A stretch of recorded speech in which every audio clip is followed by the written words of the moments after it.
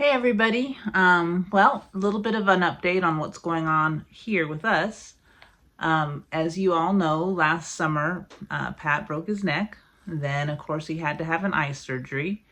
That was about a month and a half ago. So now it's my turn. Here we go. I had some rotator cuff surgery, which everybody said was really painful, and they were right. So anyway, it's been about almost 2 weeks now. So everything's getting back to normal, and we're going to be making some more videos. Pat has been day working down south, and we have some really good friends who've been helping out to keep everything going here. We have almost finished our bunkhouse. We completed the floor today, which is very exciting. And what else? Well, we actually attempted to make a video without Pat, which anyway, we're going to show you some snippets of it. I hope you're patient with us. So anyway, I just wanted to give you a little bit of an update on what's going on here. The video that's upcoming is something we shot earlier today with one of our very good friends and students. And we wanted to address the subject of saddling your horse safely, because what we've observed of late is people doing things in the wrong order, which can cause a big wreck if you have a horse that something spooks him in the saddling process and you haven't done it correctly. So we're going to cover that today, and with some odds and ends that we shot, and I hope you enjoy it. And we'll be back to normal with Pat in the next few videos. In any case, we want to all wish you a very happy Christmas. Hope this last week prior is not being too stressful. And we'll see you again soon. All right, enjoy.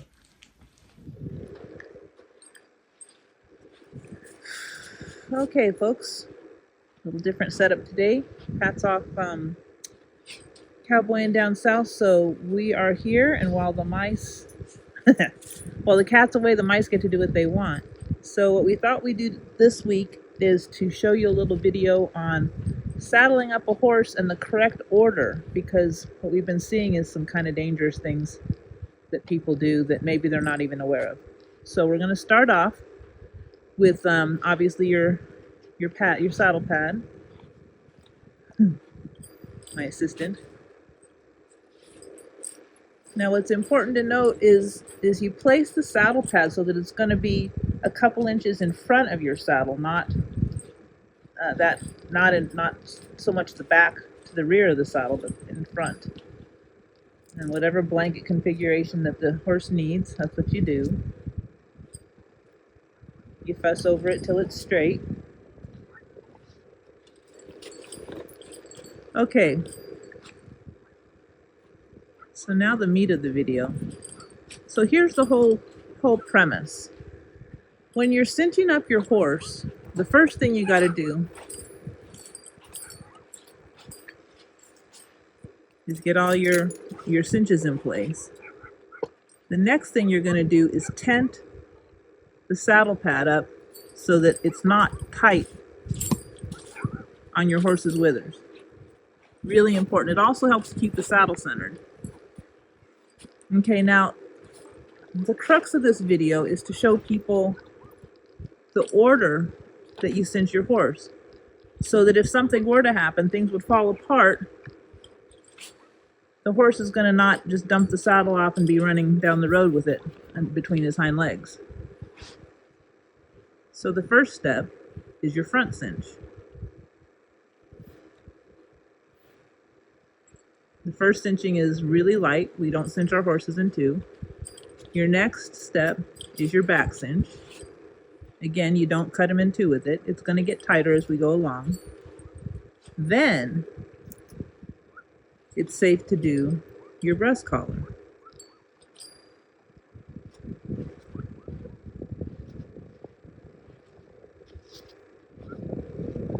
I also feel for the spine and make sure that my saddle pad crease and my saddle are in line.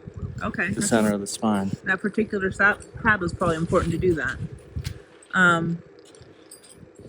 So a sign that sort of hidden communication between cowboys is if you walk up to a horse that somebody said you can go ahead and ride, and you see that the pin isn't in the latigo, that probably means that the horse's cinch is loose and you need to handle that. If the pin is in and you trust the guy that told you it was okay, you can probably go ahead and jump on. I'd probably check anyway, but in any case, if the pin is out, that's definite. You better check your cinch. Your horse, you're just getting him to move so that even the gentlest horse, if you get some skin in between the cinches, if he's just not feeling up to par, you're going to know it on the ground instead of when you put your foot in the stirrup. So go ahead and do that final tightening. Now, one of the real advantages of our slick fork saddles is that because of the way they're rigged and the way the horn sits low on the horse, we don't have to have them cinched as tight as, say, a full double rig and regular rope and saddle. That's what I do, is I just sort of loop the halter around. And mostly, if I'm at home, our horses are they know where they're going to stand. But especially if you're somewhere new, you don't want to go chasing after your horse, just leave your halter looped around the neck. Now oh my God, are you going to cheat with my bowline? Yeah. We don't have forever. We don't want you to do all this video editing. You can always tell all the horses that I've spent any amount of time with are very strange. But he's magnificent. Yes, it is. Okay, so when you're unsaddling your horse, you don't want to leave anything so that your saddle's only gonna be held in place by your breast collar or your back cinch. That's the goal. So when you unsaddle your horse, and this may seem like a dud to some of our really experienced hands, but some of our newer riders don't know this because we've seen it happen. So first it's the breast collar.